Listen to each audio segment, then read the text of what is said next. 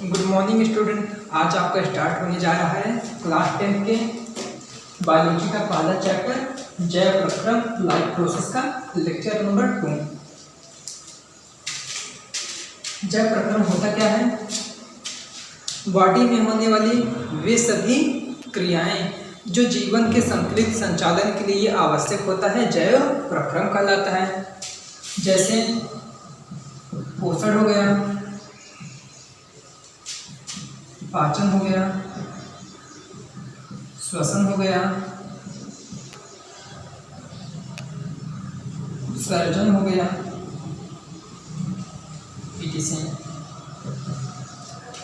ये सभी वे आवश्यक क्रियाएं हैं जो शरीर के संतुलित संचालन के लिए आवश्यक होता है। इसी को जैव प्रक्रम कहते हैं। हमने पिछले लेक्चर लेक्चर नंबर 1 में इन सब के विषय में समान अध्ययन कर लिया था, यानी इन सबको रफली पढ़ लिए थे। ये क्या होता है, ये क्या होता है, ये क्या होता है, इन सबको जान लिए थे। तो आज की क्लास में ये इन्हीं सबको हम डिटेल में पढ़ेंगे। इन्हीं सबको डिटेल में पढ़ने के लिए आज लेक्चर नंबर 2 स्टार्ट करते हैं, जिसमें पहला टॉपिक क्या होगा?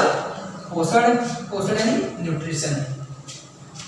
तो आप कभी न कभी ये सुने होंगे कि ये बच्चा कुपोषण से पीड़ित है या इसे कुपोषण का रोग हुआ है। इसका मतलब ये होता है कि उस बच्चे को खराब पोषण मिला। उस बच्चे को खराब पोषण क्यों मिला? क्योंकि उसने भोजन खराब खाया है, या उसे अच्छी क्वालिटी का भोजन मिला नहीं, या उसे पोषक पदार्थों वाला भोजन मिला नहीं। तो इसी को आधार बनाकर पोषण की परिभाषा बनाई जाती है।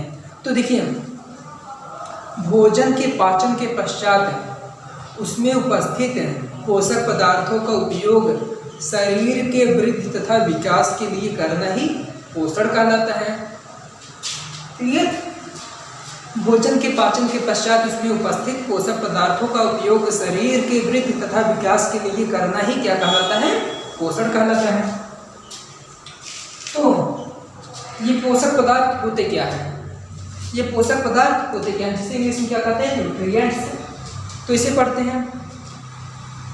ऐसे पदार्थ जिनका उपयोग जीव पोषण के लिए करते हैं क्या कहलाते हैं? पोषक पदार्थ।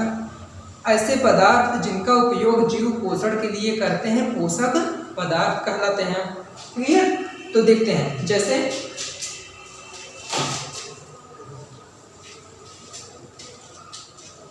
क्या हो गए? कार्बोहाइड्रेट हो गया, वसा, प्रोटीन, विटामिन तथा खनिज पदार्थ, खनिज तत्व। ये सब क्या होते हैं? आवश्यक खनिज। ये सब क्या होते हैं? आवश्यक पोषक पदार्थ होते हैं जिसका उपयोग हम पोषण के लिए करते हैं। अब देख लेते हैं पोषक पदार्थ का काम क्या होता है, यानी इन सब का काम क्या होता है। जो कार्बोहाइड्रेट और वसा होता है ये हमें एनर्जी प्रोवाइड करते हैं, ये सभी हमें एनर्जी देते हैं। जो ये प्रोटीन होता है या शरीर निर्माता होता है,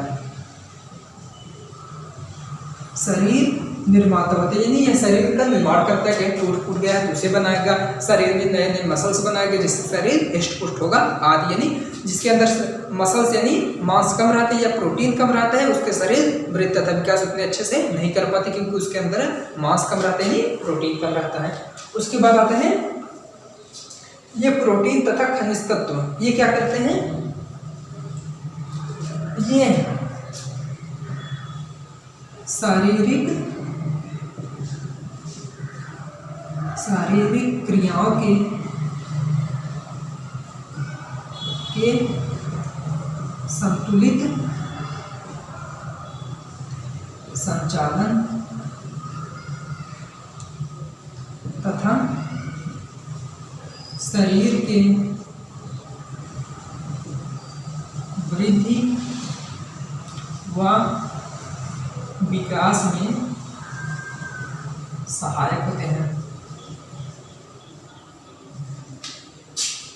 अब पोषक पदार्थ पढ़े वे सभी पदार्थ जिनका उपयोग जीव पोषण के लिए करता है पोषक पदार्थ कहलाते हैं। जैसे कार्बोहाइड्रेट हो गया, वसा हो गया, प्रोटीन हो गया, विटामिन हो गया, खनिज तत्व हो गया आदि। अब देखते हैं इनका काम भी क्या होता है। जो कार्बोहाइड्रेट तथा वसा होता है ये हमें एनर्जी देती है, यानी ऊर्जा देते हैं। जो प्रोटीन होता है शरीर को बनाता है, शरीर का निर्माण हो गया, कहीं टूट फूट गया उसे बनाएगा, शरीर में नए नए मसल्स को बनाएगा, यानी जिसके अंदर प्रोटीन नहीं होगा उसकी मसल्स कम होगी, मसल्स यानी मांस। प्रोटीन, विटामिन तथा खनिज तत्व क्या करते हैं, ये शरीर में जो भी क्रियाएं हो रहे हैं उसे सही रूप से संचालित करेंगे तथा सही शरीर की वृद्धि तथा विकास में भी भाग लेती हैं। जैसे देखिए खनिज तत्व, कुछ खनिज तत्व जैसे कैल्शियम हो गया, फास्फोरस हो गया आदि। जो कैल्शियम होता है ये हड्डी के निर्माण में भाग लेता है, जो फास्फोरस होता है दांत के निर्माण में भाग लेता है, यानी ये सब नहीं होंगे तो हड्डी की वृद्धि तथा विकास नहीं होगी। यानी जो पोषक पदार्थ होते हैं पूरी तरह से मिला के देखें तो इनका काम क्या है, यह शरीर के संतुलित संचालन तथा उसके वृद्धि तथा विकास में भाग लेते हैं। और इन पोषक पदार्थों को हम कहाँ से प्राप्त करते हैं, भोजन के पाचन के पश्चात। क्लियर। अब देखते हैं पोषण की कितनी विधियां होती हैं। पोषण की विधियां, मोड्स ऑफ न्यूट्रिशन। पोषण की कितनी विधियां होती हैं, पोषण की सामान्यतः 2 विधियां होती हैं, एक स्वपोषण, एक परपोषण। एक स्वपोषण, एक परपोषण। क्लियर। अब स्वपोषण को क्या कहते हैं, ऑटोट्रॉफिक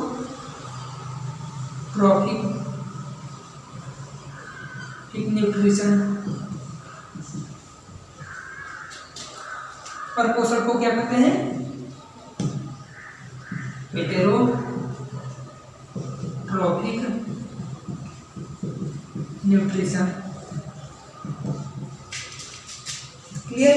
अब आप इसके स्क्रीनशॉट ले लो, उसके बाद हम एक एक को क्या पढ़ते हैं, स्वपोषण को पढ़ेंगे, उसके बाद परपोषण को पढ़ेंगे। आप इसके स्क्रीनशॉट ले लो।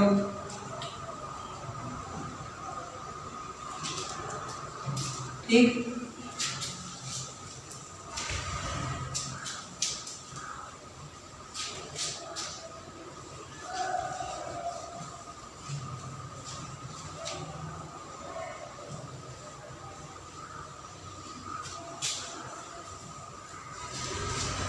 पोषण की विधि में क्या पहला क्या था, स्वपोषण, यानी ऑटोट्रॉफिक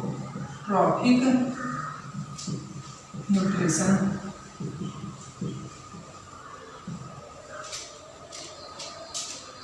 अब इसकी परिभाषा देखिए क्या बना सकते हैं।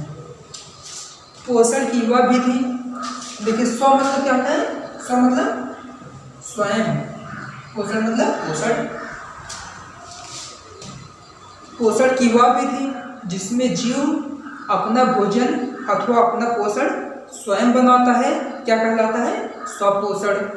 पोषण की वह विधि जिसमें जीव अपना भोजन अथवा अपना पोषण स्वयं प्राप्त करता है क्या कहलाता है, स्वपोषण कहलाता है।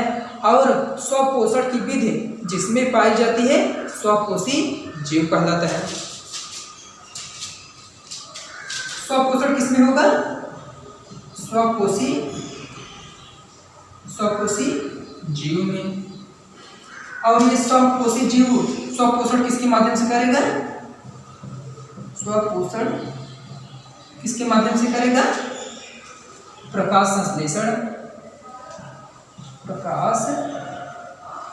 संश्लेषण। और ये स्वपोषी जीव होते क्या हैं, हरे पेड़ पौधे तथा शैवाल। शैवाल का मतलब जिसे गवई भाषा में क्या कहते हैं, काई। देखिए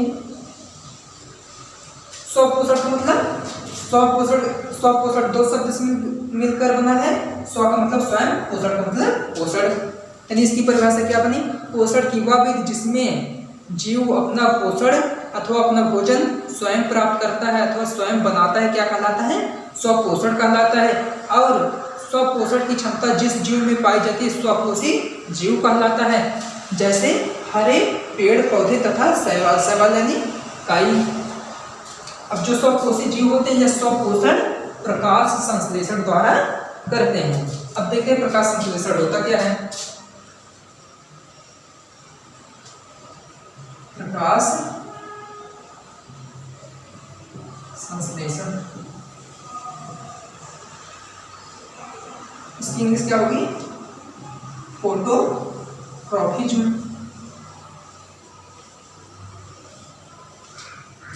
क्लियर? तो प्रकाश संश्लेषण पढ़ने से पहले हम जान लेते हैं कि प्रकाश संश्लेषण में क्या क्या आवश्यक होते हैं। इसे जान लेंगे तो ये हमें बड़े अच्छे से समझ में आ जाएगा। तो प्रकाश संश्लेषण से पहले जानते हैं कि इस क्रिया में क्या क्या आवश्यक होता है। सबसे पहले इसमें CO2 की आवश्यकता होती है। दूसरी चीज इसमें जल यानी H2O की आवश्यकता होती है। यह कहाँ होता है?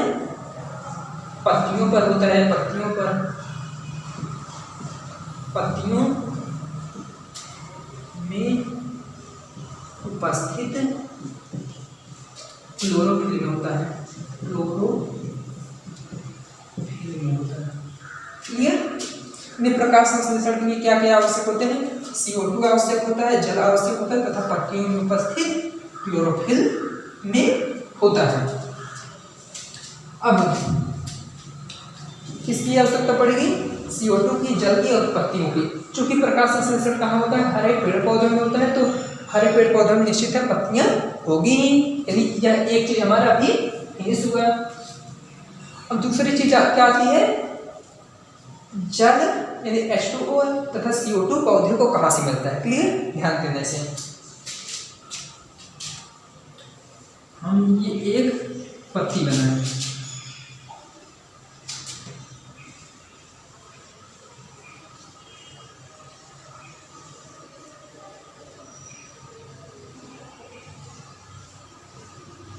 पत्तियों में छोटे छोटे छिद्र होते हैं जिसे खुली आंखों से नहीं दिखाई देगा, जब तक माइक्रोस्कोप से नहीं देखोगे।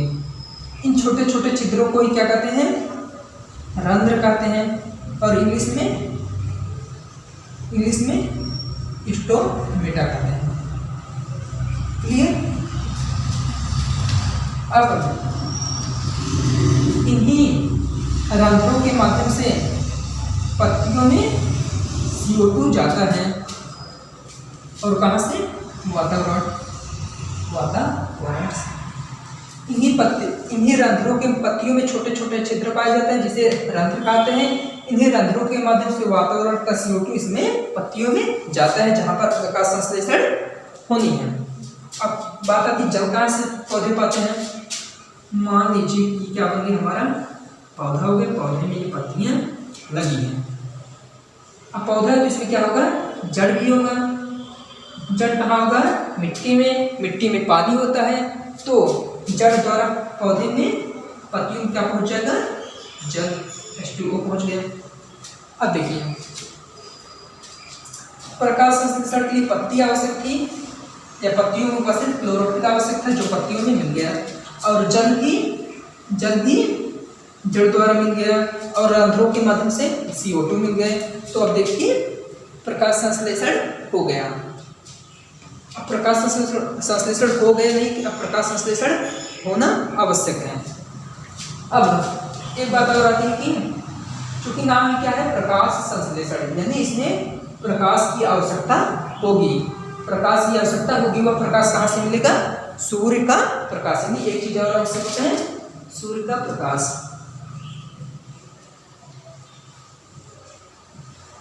क्लियर? अब देखिए सारी चीजें तो मिल गई, तो अब प्रकाश संश्लेषण हो जाना चाहिए। देखिए तो होता है। सबसे पहले किसकी आवश्यकता होती है? CO2 की। हाँ लिख देते हैं यहाँ। CO2 की 6 अणु की आवश्यकता होगी, प्लस जल की आवश्यकता होगी। जल के 12 अणु की आवश्यकता होगी। यहाँ पर हम मिटाते हैं इसे। कहाँ प्रकाश संश्लेषण कहाँ होता है? सूर्य के प्रकाश की उपस्थिति में। प्रकाश उपस्थित है। और कहाँ होता है? पत्तियों के क्लोरोफिल में।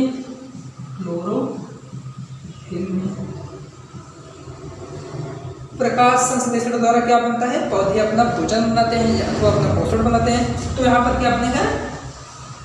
भोजन बनेगा। बन गया भोजन। वो भी किस रूप में बनता है भोजन?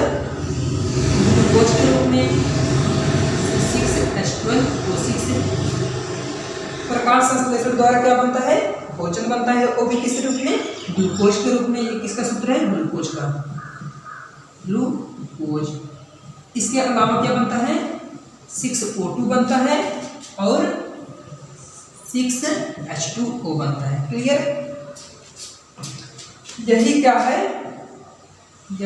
है? प्रकाश संश्लेषण का समीकरण। बहुत ही इंपॉर्टेंट है, मोस्ट इंपॉर्टेंट क्या है? प्रकाश संश्लेषण का समीकरण है, जिसके माध्यम से अब आप प्रकाश संश्लेषण की परिभाषा दे सकते हो। देखिए क्या होता है। प्रकाश संश्लेषण वह प्रक्रिया होती है जो पौधे की पत्तियों में संचालित होती है, जिसमें जल तथा CO2 का उपयोग करके पौधे अपना भोजन ग्लूकोज के रूप में बनाते हैं और ऑक्सीजन तथा जल मुक्त करते हैं। प्रकाश संश्लेषण का मेन काम क्या था? भोजन बनाना। भोजन बन गया। इसके अलावा ऑक्सीजन और जल मुक्त होता है। क्लियर? अब इसमें जो ऑक्सीजन है, अब ये इस ऑक्सीजन का क्या होगा? इस ऑक्सीजन को जिस छिद्र से अथवा जिस रंध्र से CO2 वातावरण से पत्तियों में आया था, अब उसी रंध्र से ऑक्सीजन वातावरण में फिर से बाहर निकल जाएगा, जिसे हम अपने सांस के रूप में प्रयोग करते हैं। बाकी बचा अब जल। ये तो बाहर निकल गया, जल बचा। जल का उपयोग फिर से पौधे अपने प्रकाश संश्लेषण की क्रिया में कर सकते हैं। ये मोस्ट इंपॉर्टेंट है, आप इसका स्क्रीनशॉट ले सकते हो।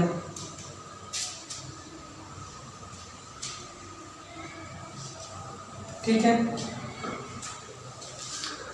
अब आप प्रकाश संश्लेषण पढ़ लीजिए जो स्वपोषण के अंतर्गत आता है। प्रकाश संश्लेषण में क्या पढ़े? प्रकाश संश्लेषण वह प्रक्रिया होती है जिसमें पौधे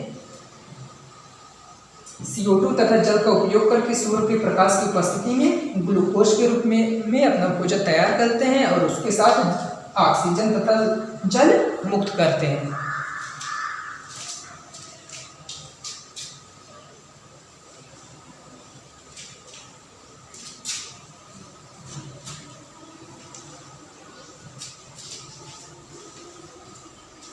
अब इसमें क्वेश्चन ये बनता है कि जैसे देखिए 6CO2 था प्लस 12H2O था,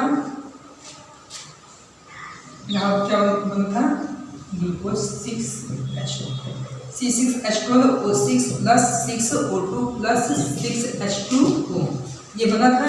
इसमें ये क्वेश्चन पूछा जाता है कि जो इसमें ऑक्सीजन मुक्त हुआ यह जल के टूटने से मुक्त हुआ, जल के टूटने से, और जो यह ग्लूकोज बना यह CO2 के अपचयन से।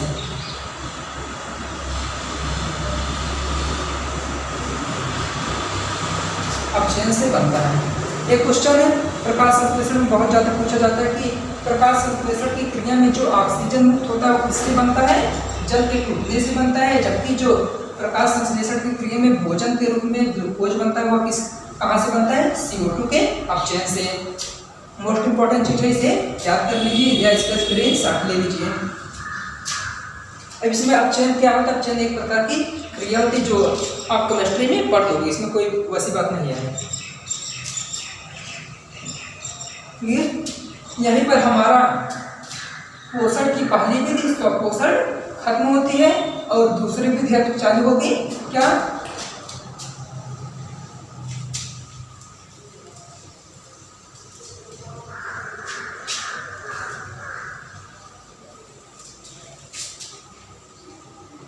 दूसरी विधि क्या चालू होगी?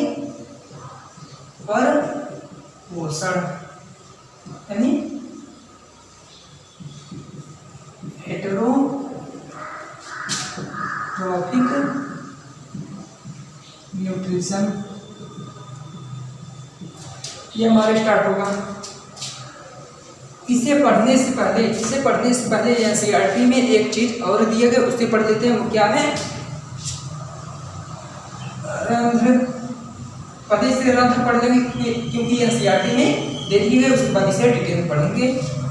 रंध्र हमें आगे पढ़ लेते हैं। रंध्र यानी इंग्लिश में इसे क्या कहते हैं? स्टोमेटा। हम इसका फिगर बनाते हैं, आप हमारे साथ ही नोट कीजिएगा।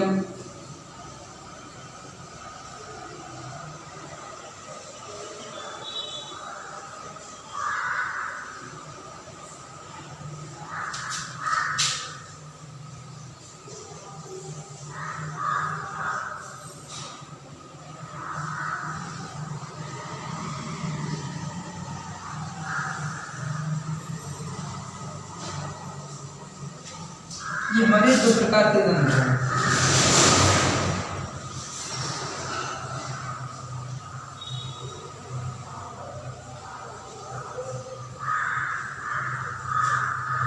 इसमें जो छिद्र पाए जा रहे हैं इसी को रंध्र कहते हैं। बाकी इसमें और रंध्र नहीं। ये क्या है? द्वार कोशिका। द्वार कोशिका। रंध्र कहाँ से पाए जाते हैं? पत्तियों पर, तो आप जान चुके हो। ये क्या है? बंद रंध्र है। ये क्या है? खुला रंध्र है। ये क्या है? बंद रंध्र है। ये क्या है? खुला रंध्र है। रंध्र को खोलने और बंद करने का काम क्या करेगा? यही द्वार कोशिका। द्वार कोशिका नहीं, दरवाजा वाली कोशिका। दरवाजा क्या काम करता है? कमरे को बंद करता है तो खोलता है। उसी प्रकार द्वार कोशिका नहीं, दरवाजा कोशिका। द्वार कोशिका रंध्र को खोलती है तथा बंद करती है। क्लियर? अब देखिएगा, ध्यान दीजिएगा। रंध्र के माध्यम से क्या आता है तथा क्या जाता है? रंध्र के माध्यम से CO2 आता है और ऑक्सीजन जाता है। इस CO2 की आवश्यकता कहाँ पड़ती है? ध्यान दीजिएगा। इस CO2 की आवश्यकता कहाँ पड़ती है? प्रकाश संश्लेषण में। क्लियर? प्रकाश संश्लेषण में CO2 की आवश्यकता पड़ती है और प्रकाश संश्लेषण होता कब है? दिन में।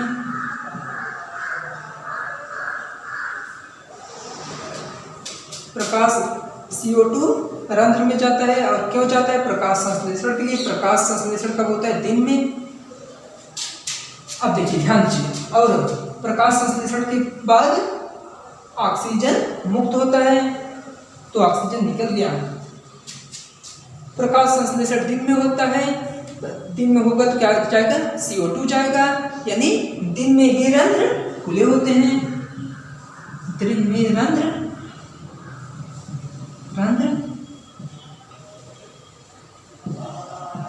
खुले होते हैं। चूंकि रात में प्रकाश संश्लेषण नहीं होता, क्योंकि प्रकाश संश्लेषण के लिए प्रकाश की आवश्यकता पड़ती है। प्रकाश रात में नहीं मिलता, तो उस स्थिति में CO2 रंध्र के अंदर नहीं जाती, क्योंकि उस स्थिति में प्रकाश संश्लेषण नहीं होता, जिससे रंध्र बंद रहता है। यानी रात्रि में रंध्र बंद रहता है।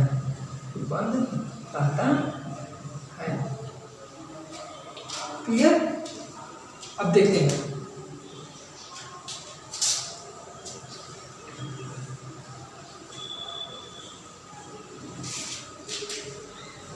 इसका आप स्क्रीनशॉट ले सकते हो। जो रंध्र होता है कहाँ पाया जाता है? पत्तियों में।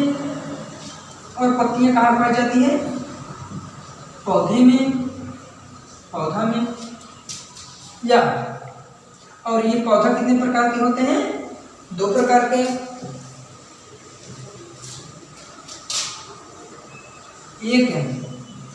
एक बीज पत्री पौधा, दूसरा द्विबीज पत्री पौधा।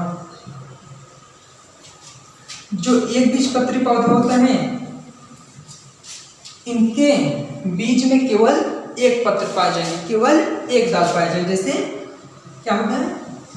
गेहूं हो गया या धान हो गया, इनमें केवल क्या होते हैं? एक दाल पाया जाता है। जबकि जो द्विबीज पत्री पौधे होते हैं उनमें क्या होता है?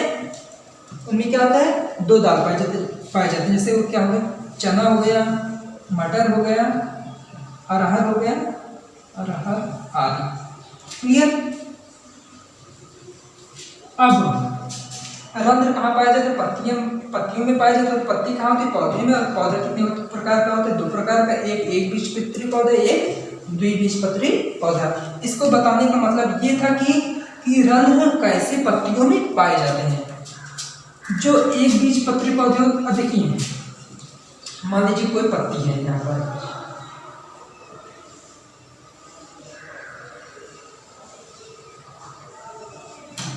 अब इस पत्ती में कितनी सतह होगी? 2 सतह है, एक ऊपरी सतह है, एक निचली सतह है।